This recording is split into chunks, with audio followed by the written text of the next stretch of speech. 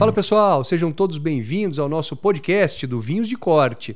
Eu estou muito feliz com o feedback que eu estou recebendo de vocês aí. Todo mundo está mandando mensagem, está contando o que está gostando, o que está achando do nosso podcast aqui semanal, hein? Olha, se você perdeu algum dos episódios anteriores, você pode voltar, inclusive, você pode assistir. Então, se você está chegando agora, não se preocupe, volta aí, maratona aí no final de semana ou voltando do trabalho, que vai ser muito bacana. Eu quero também saber o teu feedback, quero saber o que você está achando e também pode me mandar sugestão de temas para a gente trazer para cá, tá? Semana passada a gente falou sobre enoturismo e eu trouxe aqui para conversar com a gente o Diego Fabris. O Diego é um cara que tem uma visão muito bacana. Ele criou uma empresa que chama Wine Locals e eles fazem experiências com vinhos, né? Então, eles gerenciam desde visitas a vinícolas até experiências maiores. Você pode fazer um roteiro com eles e tal, é muito interessante. E um dos países que eles trabalham e eles têm um grande conhecimento, e é um país que eu gosto muito, e por isso a gente vai falar sobre ele hoje, é o Uruguai. Olha, o Uruguai, gente, aliás, deixa eu contar uma coisa. A gente, com o Uruguai, vai inaugurar uma série onde a gente vai falar sobre a América do Sul. Então, eu vou falar sobre o Uruguai. Na sequência, a gente vai falar sobre a Argentina, depois Chile e depois Brasil, tá? Então, você acompanha comigo aqui. Depois desses 4, você tem um panorama sobre o vinho na América do Sul e depois a gente vai expandir para os outros países também, além dos outros temas que a gente vai conversar. Mas por que eu resolvi começar pelo Uruguai? Eu estava contando da Wine Locals, né? Eu encontrei com eles lá no Uruguai, eles têm alguns roteiros lá para o Uruguai, conhecem muito e eu troco muita informação com eles lá, a gente conversa muito, troca muita ideia sobre vinícolas, sobre passeios que acontecem no Uruguai, porque eu gosto muito de lá. O Uruguai, eu não sei se você já foi, se você tem algum conhecimento sobre vinhos uruguaios. Aliás, eu tenho um vinho uruguaio aqui que eu vou mostrar para você daqui a pouco. É um vinho branco, inclusive. A gente sempre fala da uva Taná no Uruguai. Vou falar um pouquinho mais sobre ela. Mas o Uruguai também faz vinhos brancos, muito legais, inclusive. Mas o que acontece? A gente tem, vamos situar aqui, vamos começar a pensar aqui o negócio. A gente tem América do Sul, basicamente, existem outros países que fazem vinho, mas basicamente os principais países são, como eu disse, o Uruguai, a Argentina, o Chile e o Brasil, tá? O Chile todo mundo conhece, o Chile é o país que a gente mais tem vinho aqui no Brasil. Então, vai ser um episódio fácil de fazer. A gente vai falar sobre o Chile de uma forma muito fácil, porque eu tenho certeza que a maioria das pessoas já provou um vinho chileno. Isso é fato, né? O Brasil está se destacando muito, o Brasil está crescendo muito aí na produção, na qualidade dos vinhos, a gente também vai falar sobre isso. Argentina, Malbec, vocês vão ver no próximo episódio, muito fácil, né, também de reconhecer, de perceber isso nas gôndolas dos supermercados, das importadoras e tal, mas o Uruguai não. O Uruguai é um país pequeno de tamanho, né? Pequeno de território, mas é um país que tem uma diversidade e uma qualidade dos vinhos que é uma coisa impressionante. Para quem já foi, como eu estava dizendo, se você ainda não foi, se você foi, você sabe o que eu estou dizendo. Quem ainda não foi para o Uruguai, olha, vale muito a pena. Eu costumo dizer, eu brinco sempre, toda vez que eu vou para lá, eu falo toda vez, parece que eu vou sempre para lá, né? Gostaria de ir muito mais vezes, mas as vezes que eu fui para lá, eu sempre chego e eu tenho uma sensação que é a seguinte, eu falo, olha, se eu tivesse que mudar do Brasil para algum país da América do Sul, se eu trabalhasse numa empresa, né, fosse transferido e tal, eu certamente escolheria o Uruguai. É um país organizado, é um país que tem aí as coisas funcionam, né? Funcionam bem, né? E por ser um país pequeno, é um país eu acho que é um país mais fácil de administrar. Mas essa questão administrativa, política, econômica não é o ponto aqui. A gente fala de vinhos. Então, falando de vinho, também tem uma coisa muito boa. A grande maioria das vinícolas do Uruguai, elas ficam muito próximas da capital. Ou seja, você pega um voo, né, falando aqui do Brasil, você pega um voo de São Paulo, direto para Montevidéu, que é a capital, São 3 horas e meia de viagem, mais ou menos. Você chega em Montevidéu, pode se hospedar lá, você pode ficar na capital e da capital você vai muito rapidamente chegar nas vinícolas. Isso é muito bom, porque você tem toda a estrutura da capital. Você pode fazer, a gente estava falando de enoturismo, né, com família e tal, você pode ir lá com a família, ir para restaurantes, ir para bares, cassinos, né? O Uruguai é legalizado o cassino, tem cassinos grandes, muito legais lá. E durante o dia, isso durante a noite, né? Você pode ir para os bares, restaurantes. E durante o dia você pode ir para as vinícolas. E as vinícolas do Uruguai estão cada vez mais se especializando também no turismo. Então, você tem aí não só a qualidade dos vinhos, que isso é o mínimo que a gente espera, né? A gente quer que tenha essa qualidade, mas você tem também um receptivo, né? Você tem uma parte de enoturismo que está se desenvolvendo muito. É claro que não são todas, nenhum lugar do mundo, nenhum país do mundo vai ter 100% das suas vinícolas preparadas para turismo. Claro que não, até porque algumas delas, elas dizem, olha, eu não sou uma vinícola turística, eu só faço vinhos e vendo. Isso acontece em todos os lugares. Acontece no Brasil, no Uruguai, na Argentina, na Califórnia, né? O que quer que seja. Mas o Uruguai tem sim muitas vinícolas que estão se desenvolvendo bastante no enoturismo. E aí, quando a gente fala de Uruguai, quando se você ainda não está muito familiarizado com os vinhos, se você ainda precisa de um guia, a principal uva, né, a uva mais emblemática, sem dúvida, é a uva Taná. A Taná, ela é uma uva francesa. Ela veio lá da França. Lá na França ela se desenvolve muito bem. Ela tem aí suas características, né? Só que ela ainda é uma uva muito dura por lá. Uma uva muito intensa, muito forte, com muitos taninos. Bom, ela foi para o Uruguai. Uma pessoa, um iluminado, a gente pode dizer assim, pegou uma mudinha de Taná, levou lá para o Uruguai e por lá ela se desenvolveu muito bem. Ela deu assim um salto de qualidade excepcional. Por quê? Por que isso acontece? Você pode me perguntar, mas peraí, por que o Taná está bem no Uruguai e não está tão bem, apesar de estar bem, mas não se desenvolveu tanto quanto no Uruguai, não se desenvolveu aqui no Brasil, ou não desenvolveu no Chile? Por que isso? Por causa do terroir. O terroir, o que é o terroir? Né? É a junção do solo, do clima, da mão do homem, da região, né? Todos esses fatores são bons, eles têm uma boa... Eles facilitam a produção da uva Taná. Eles podem não facilitar a produção de outra uva. Isso é natural, isso acontece e a gente vai ver nos outros países. A gente vai ver o Chile com a Carmener, com o Sauvignon Blanc, a gente vai ver com a Cabernet Sauvignon, a gente vai ver o Brasil com a Merlot, enfim. Cada país tem o seu terroir. E o terroir do Uruguai é muito bom para Taná. E olha só que interessante, eu não sei se você, por acaso, já deve ter provado algum vinho feito com a uva Taná nos últimos anos. Se você provou, você vai ver que existe uma diferença muito grande, principalmente nos últimos 10 anos. O que acontece? A uva Taná, ela é uma uva muito difícil, muito intensa. A casca dela é muito grossa, ela tem muito tanino na casca. Bom,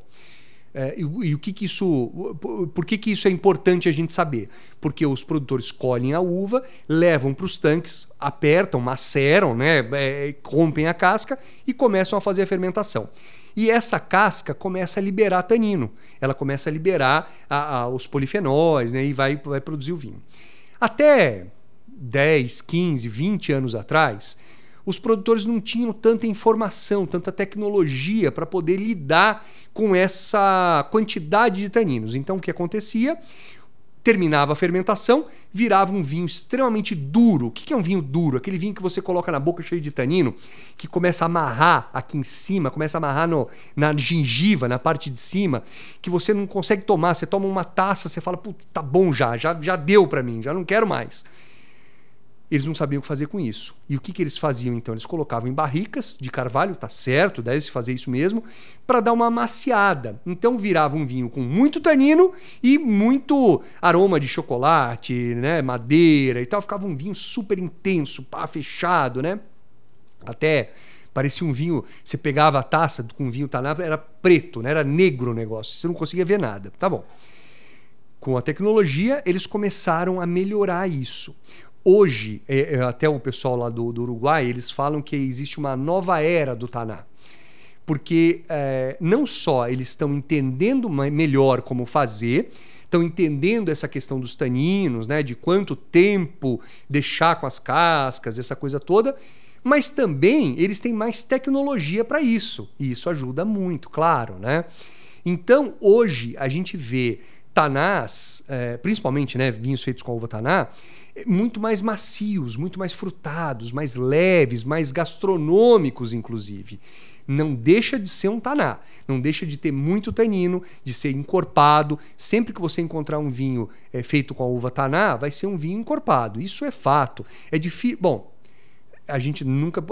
eu sempre digo que quando eu falo sempre, eu sempre volto atrás e falo, não dá pra gente dizer 100% das vezes, mas 99,9% das vezes que você encontrar um vinho feito com a uva taná, vai ser um vinho mais encorpado. É possível fazer um vinho mais leve, mas a maioria não faz, até porque é mais difícil. Bom, isso seria tema para outra coisa, mas a grande maioria das vezes vai ser um vinho encorpado. E ele precisa de comidas mais encorpadas também. As harmonizações clássicas são com a carne de cordeiro, com um churrasco, com uma carne assada, ensopada. Tem que ser uma carne mais forte, mais intensa, né? Então esse é o panorama do taná para você saber aí, para você, se você quiser se aprofundar, se você quiser provar novos vinhos, se você quiser entender um pouco mais dos vinhos do Uruguai, a taná sem dúvida é a sua porta de entrada, porque é um vinho que é o vinho emblemático, é a uva emblemática do país e é a uva mais plantada, inclusive lá. Mas o Uruguai não vive só de taná, não. Inclusive, eu fiz questão de trazer um vinho aqui. Para quem está assistindo a gente no YouTube, vai ver o nosso vinho. Para quem está só escutando, eu vou contar para você qual é. Olha só, esse aqui é um vinho feito pela vinícola Braco Bosca. Ele chama Ombu. Ele é um vinho feito com a uva Moscatel. A Moscatel, aquela que a gente vai falar do Moscatel quando a gente falar de vinhos brasileiros, mas o Moscatel aqui no Brasil 99% das vezes você vai encontrar ele como espumante. Esse aqui é um vinho seco, é um vinho que a gente chama de vinho tranquilo. Toda vez que você falar de vinho, que eu falar vinho tranquilo, significa que não é um vinho espumante, é um vinho que não tem as borbulhas, tá? A Moscatel, a uva Moscatel, ela tem bastante açúcar residual, mas ela pode ser seco, é possível você fazer um vinho seco com ela, tanto que eu tenho aqui um vinho seco, e pode fazer um vinho sem ser espumante, que é o que eu tenho aqui. Meu vinho é um vinho branco, seco, sem ser espumante, tá? Esse é feito como eu disse, pela Braco Bosca. E por que eu trouxe esse vinho aqui? Porque o Uruguai tem uma coisa muito interessante. Você, como eu disse, as vinícolas elas ficam próximas a Montevidéu e elas ficam muito próximas umas das outras. Quando eu digo muito próxima, você vai fazer uma viagenzinha rápida entre uma e outra, mas você não vai ter que andar 2 horas para chegar em outra vinícola. Bom, cada vinícola, mesmo sendo muito próxima, cada uma tem a sua característica única. Você passa na Braco Bosca, você vai lá, você vai conversar com o pessoal lá, você vai entender, você fala, nossa, isso aqui é o estilo Braco Bosca. Tá bom. Você sai de lá, pega lá o carro o motorista que vai levar você para outra vinícola, dá uns 15 minutos, você chega numa outra vinícola. Quando você chega lá, você prova outro vinho, esse outro vinho é diferente, ele tem a característica, ele tem acho que a gente pode dizer até a alma do produtor, do enólogo lá, do pessoal que está naquele lugar, mesmo sendo muito perto. E isso, eu estou falando do Moscatel. Moscatel é uma uva mais difícil, muito pouco plantada. O pessoal da Braco Bosca planta, não sei outro que planta isso, planta Moscatel lá no Uruguai, mas você pode pegar a Taná. Você pega a Taná do Braco Bosca, depois você sai de lá, você vai para Bolsa, que é ali pertinho, você chega lá, o cara fala, bom, eu vou provar o Taná. Quando você prova o Taná do Bolsa, é diferente. Quando você sai, você prova o Taná do Pisorno, é diferente. Quando você sai, prova o Taná do Pisano, é diferente. diferente, não é completamente diferente, porque a uva é a mesma, é Taná. Só que ela pega a essência do produtor. Por quê? Porque os produtores lá do Uruguai têm essa gana, essa vontade de se mostrar, de mostrar o seu perfil. Isso acontece muito em países que têm uma história mais recente com vinho. Por quê? Pega, por exemplo, Bordeaux, lá na França. Bordeaux é uma das regiões mais antigas, né? Então tem vinícolas, tem produtores que estão na 13ª geração de produto. Você imagina? E aí você tem 13 gerações atrás que faziam daquele jeito. Você acha que o cara da 14ª geração, ele vai chegar e vai mudar tudo? Não vai. Ele fala, não, cara, em 13 gerações funcionou desse jeito, eu vou manter aqui, vou segurar. No Uruguai, como na América do Sul, de uma forma geral, a história é muito mais recente, você tem 1, 2 gerações, 3 gerações aí, eles estão com muito mais vontade de mudar, de fazer, de dizer, bom, legal, já vi o que foi feito antes, mas eu quero também colocar minha marca aqui. E pode ser que eles achem, consigam achar o fundamental ali, depois que as próximas gerações não mudem, mas é fato que nós estamos vivendo, e pra gente é ótimo, pra gente que bebe vinho é ótimo, a gente está vivendo um período de muita mudança lá no Uruguai. Que é como eu disse, eles estão chamando da nova era do Taná. Eu diria mais, eu diria que a nova era do Uruguai, porque não é só com Taná que isso acontece, é com vinhos como esse aqui, com vinhos como esse vinho branco, que você fala, poxa, isso aqui é um moscatel, cara, como é que pode? É um negócio fantástico, é impressionante o frescor, a leveza que ele tem, esses aromas florais, essa qualidade que ele entrega, você fala, puxa, isso aqui é maravilhoso. E é interessante, eu vou até contar uma história que a última vez que eu estive lá no Uruguai, eu vou ilustrar com essa história, depois eu explico onde eu quero chegar. Eu fui provar vinhos com os produtores, né? Eu passei de produtor para produtor e tal, né? E vários deles me traziam os vinhos mais tops deles. Falavam, olha, você precisa provar. A gente provava vários, né? E aí chegava no vinho top. Ele falava, cara, esse é o meu ícone, né? O vinho mais caro e tal. Bom, tá bom. Eu provava, olha, fantástico. Um negócio assim, excepcional. Uma maciez, né? Uma estrutura, uma elegância, principalmente, uma coisa fantástica. E eles diziam, vários deles disseram isso muito parecido, né? Eles diziam o seguinte, olha, mas esse vinho é um vinho que custa mais caro, né? Não tem jeito, aí vai custar muito caro no Brasil e tal. Ah, muito caro quanto? Olha, uns R$200, R$250. Mas na minha cabeça, claro que R$200, R$250 não é pouco dinheiro, não estou dizendo isso de forma alguma, mas eram vinhos que valeriam muito mais, com certeza. Se esse vinho, com esse nível de qualidade, fosse produzido na França, custaria muito mais. Na Espanha, na Portugal, na Itália, imagina, né? Então, ou seja, a gente tem no Uruguai, a gente ainda tem produtores fazendo com altíssima qualidade, mas com preços muito mais acessíveis. Isso, para gente, para nós consumidores, é uma coisa muito boa que a gente tem que tirar vantagem. Por isso, também, por vários motivos, todos eles que eu contei para vocês aqui até agora, que vale a pena a gente prestar mais atenção nos vinhos uruguaios. Não que você tenha que tirar, agora então não é para beber chileno, não é para beber... Não, é para beber todos, mas é para incluir também os vinhos uruguaios, porque eles têm uma qualidade muito boa, principalmente os que chegam aqui no Brasil, e aí, só um parênteses, né?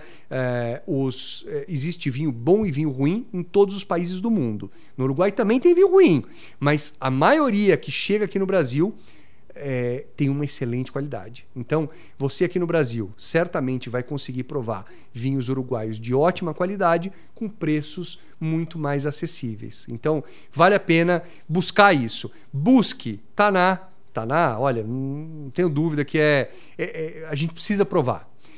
Mesmo que você tenha provado Taná alguns anos atrás e ache que é muito forte, muito intenso, prova agora que você vai ver que mudou.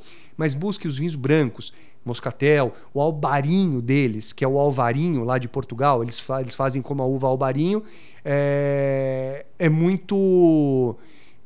uma uva muito bacana que se deu também muito bem lá. Eles têm outros vinhos brancos também, Chardonnay, a Sauvignon Blanc deles lá também muito bacana. E também tem alguns espumantes muito legais. E aí você vai ter que encontrar no mercado.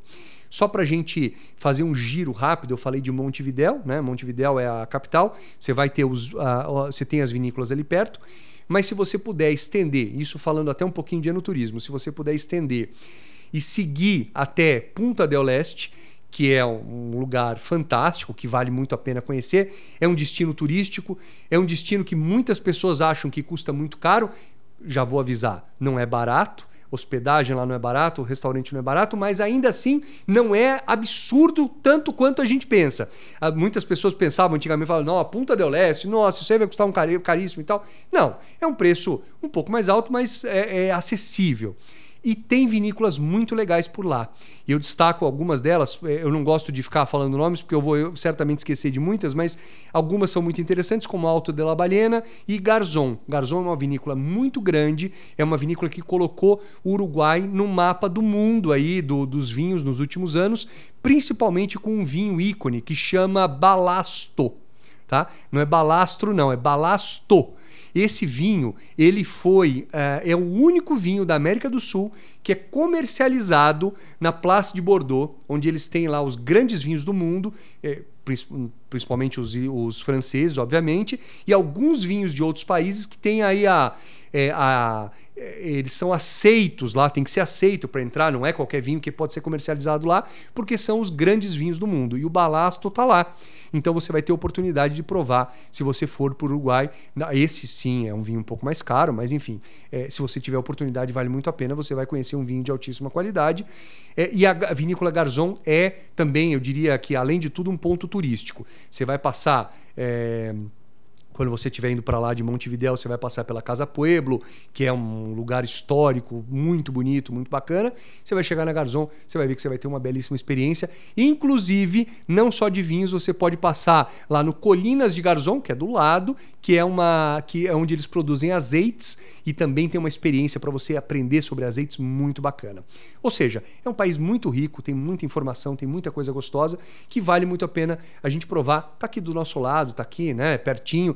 Tem voos baratos. A gente às vezes, né, fica pensando aí no Chile, na Argentina, né? A gente vai muito para Argentina, Buenos Aires e tal. O Uruguai é também uma grande opção para a gente aí. Então, deixo para vocês essa dica, como eu estava dizendo, do Taná, mas também vinhos brancos, vinhos rosés e até espumantes. E aí, então, termino com vocês aqui com com um brinde especial aqui a esse começo, né, dessas 4 episódios aqui, dessa minissérie sobre vinhos daqui da América do Sul, com o nosso Uruguai, com o meu Bracubos com Umbu Moscatel, esse aqui é 2021, mas ele tá uma delícia, tá muito bacana mesmo, vale muito a pena você provar.